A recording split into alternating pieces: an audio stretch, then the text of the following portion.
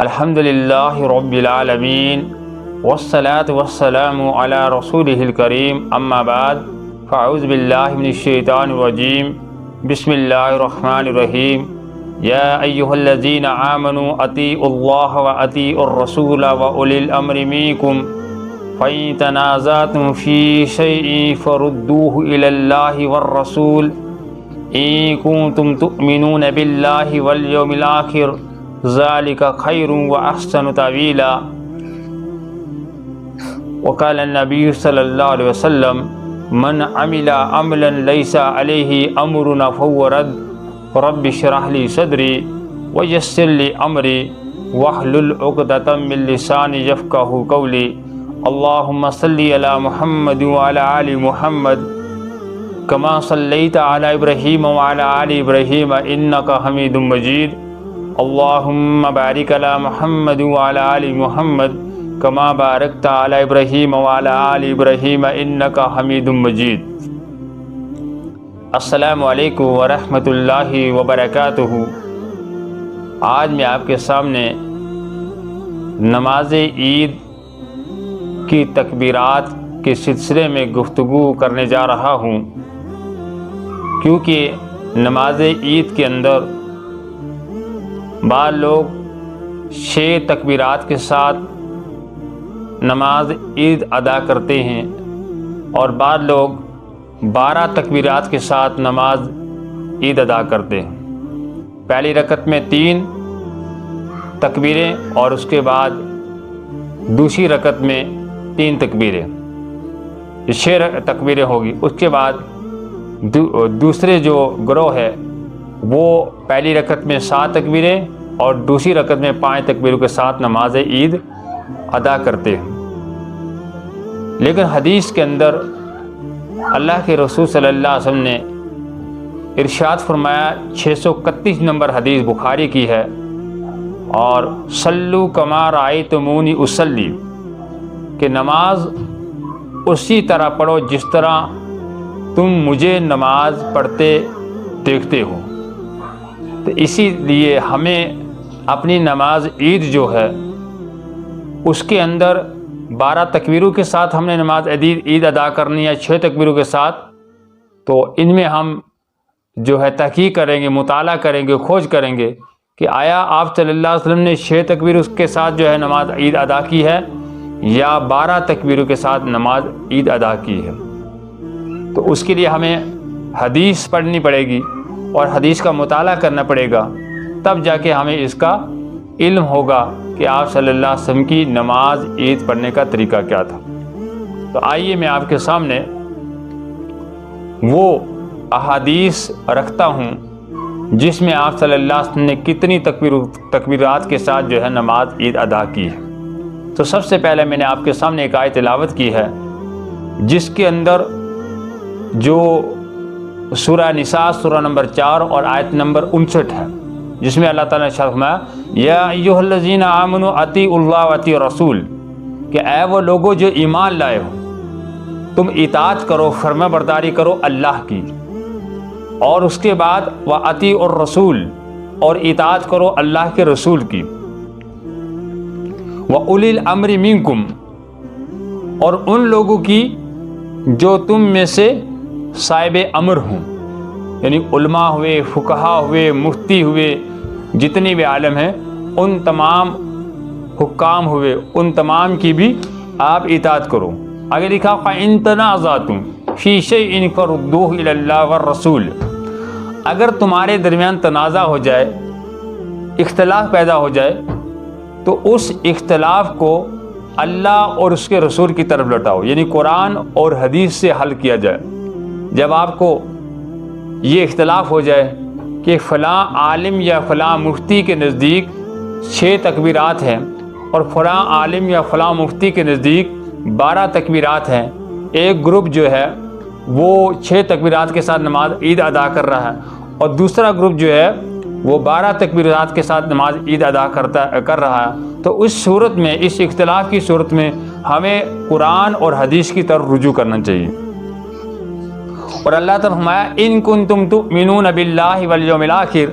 ذالک خیر واحسن تأویلا، اور اگر تم واقع اللہ اور آخرت پر ایمان رکھتے ہو، یہی ایک صحیح طریقہ اور ثواب کے لحاظ سے بہت ہی اچھا طریقہ۔ تو اختلاف کو ختم کرنے کا سب سے بہترین طریقہ جو اللہ اور اللہ کے رسول نے بتایا ہے کہ ہمیں قرآن اور حدیث کی طرف رجوع کرنا چاہیے اور وہاں سے دیکھنا چاہیے کہ آپ صلی اللہ علیہ وسلم نے کتنی نماز عید جو ہے کتنی تکبیرات کے ساتھ پڑھی ہے۔ تو آئیے وہ احادیث میں آپ کے سامنے رکھتا ہوں۔ سنن ابو داؤد کی حدیث نمبر 1149 1149 نمبر حدیث ہے۔ ان عائشہ رضی اللہ عنہا ان رسول اللہ صلی اللہ علیہ وسلم کان یکبر فی الفطر والاضحیٰ فی الاولی 7 تکبیرات وفی الثانیۃ 5۔ یہ سنن ابو داؤد کی حدیث ہے جس میں ام المومنین حضرت عائشہ رضی اللہ عنہا کہتی ہیں کہ اللہ کے رسول صلی اللہ علیہ وسلم عید الفطر اور عید الاضحیٰ کی پہلی رکعت میں 7 کیا فرمایا؟ پہلی رکعت میں 7 تکبیرات، 7 سب کہتے ہیں 7 کو 7 تکبیریں، اور آگے فرمایا وفی الثانیۃ 5 اور دوسری رکعت میں 5 تکبیریں کہتے تھے۔ یہ سنن ابو داؤد کی حدیث نمبر 1149 حدیث ہے، 1149 نمبر حدیث، یہ آپ پڑھ سکتے ہیں۔ اس کے بعد چلتے ہیں ایک اور حدیث کے اندر جو 1151 نمبر حدیث ہے، 1151 نمبر حدیث، اور یہ بھی سنن ابو داؤد کی حدیث ہے۔ اس کے اندر اللہ کے رسول صلی اللہ علیہ وسلم نے جو حدیث یا ارشاد فرمایا اس کے بارے میں ہم روشنی ڈالتے ہیں۔ ان عبداللہ ابن عمر ابن العاص قال قال نبی صلی اللہ علیہ وسلم مت تکبیر فی الفطر 7 فی الاولی، اور آگے فرمایا وہ 5 فی الآخرہ والقراءۃ بعدہما کلتیہما۔ یہ 1151 نمبر حدیث دوسری جو حدیث ہے۔ اور عبداللہ بن عمر بن عاص رضی اللہ عنہ کہتے ہیں کہ اللہ کے نبی صلی اللہ علیہ وسلم نے فرمایا عید الفطر کی پہلی رکعت میں 7، یہاں لکھا ہوا ہے 7 فی الاولی، 7 فی الاولی، یعنی پہلی رکعت میں 7 تکبیریں اور دوسری رکعت میں و5 فی الآخرہ، اور دوسری رکعت میں کتنی آگی 5 تکبیریں ہیں، یعنی 7 بار جو ہم شروع میں تکبیریں تعلیم کرتے ہیں اللہ اکبر، پھر سبحانک اللہ پڑھنا، اعوذ باللہ پڑھنا، بسم اللہ پڑھنا، پھر الحمدللہ سے پہلے آپ نے کرنا 7 مرتبہ یہ ہاتھ اٹھانے ہیں، اور والقراءۃ بعدہما کلتیہما، اور پھر دوسری جب رکعت ہوگی الحمدللہ سے پہلے 5 مرتبہ آپ نے یہ رفع دین کے ساتھ جو ہے ہاتھ اٹھانے ہیں۔ تو یہ حدیث جو ہے 1151 نمبر حدیث یہ بتا رہی ہے والقراءۃ بعدہما کلتیہما، اور دونوں قراءت تکبیر زوائد کے بعد ہے، 1151 نمبر حدیث۔ ایک حدیث اور آپ کے سامنے پڑھتے ہیں جو ترمذی کے اندر حدیث موجود ہے، 536 نمبر حدیث، اور جس کے اندر آپ صلی اللہ علیہ وسلم ان النبی صلی اللہ علیہ وسلم کبر فی العیدین فی الاولی 7 قبل القراءۃ وفی الآخرۃ 5 قبل القراءۃ، کہ اللہ کے نبی صلی اللہ علیہ وسلم جو تھے وہ عیدن میں پہلی رکعت میں قراءت سے پہلے 7 اور دوسری رکعت میں قراءت سے پہلے 5 تکبیریں کہیں، یعنی نبی اکرم صلی اللہ علیہ وسلم نے پہلی اور رکعت میں قراءت سے پہلے 7 اور دوسری رکعت میں قراءت سے پہلے 5 تکبیریں کی۔ یہ 536 نمبر جو ہے سنن ابو داؤد کی حدیث ہے۔ تو یہ جو میں نے آپ کے سامنے جو ہے 3 حدیثیں رکھی ہیں، تو مجھے لگتا ہے یہ حدیثیں آپ کے لیے کافی ہیں۔ باقی کسی بھی صحیح حدیث کے اندر یہ چیز ثابت نہیں ہے کہ آپ صلی اللہ علیہ وسلم نے جو ہے 6 تکبیرات کے ساتھ نماز عید ادا کی ہو۔ تو ہماری نماز جو ہے وہ اللہ کے رسول صلی اللہ علیہ وسلم کے طریقے کے مطابق ہونی چاہیے۔ تو قرآن مجید کے اندر دوسری جگہ اللہ کے رسول اللہ تعالیٰ نے ارشاد فرمایا، سورہ انفال سورہ نمبر جو ہے 8 اور آیت نمبر 20، یا ایھا الذین آمنوا اطیعوا اللہ ورسولہ ولا تولوا عنہ وانتم تسمعون، کہ اے وہ لوگوں جو ایمان لائے ہو، اللہ تعالیٰ اور اس کے رسول کی اطاعت کرو، اللہ تعالیٰ کی اور اس کے رسول حضرت محمد صلی اللہ علیہ وسلم کی اطاعت کرو۔ نماز کے اندر بھی جیسے نبی صلی اللہ علیہ وسلم جو نماز کا طریقہ بتایا ہے اس کے اندر اس کی اطاعت کرو، اور بات سن لینے کے بعد اس سے منہ نہ موڑو۔ اب میں نے آپ کو بات بتا دی، حدیث بتا دی، تو اس سے پہلے شاید کسی نے نہ بتائی، لیکن میں نے آپ کے سامنے دلیل اور ثبوت بتا دیا۔ اگر آپ نہیں مانیں گے تو قرآن کہتا وَأَنْتُمْ تَسْمَعُونَ، اور بات سن لینے کے بعد اس سے منہ نہ موڑو۔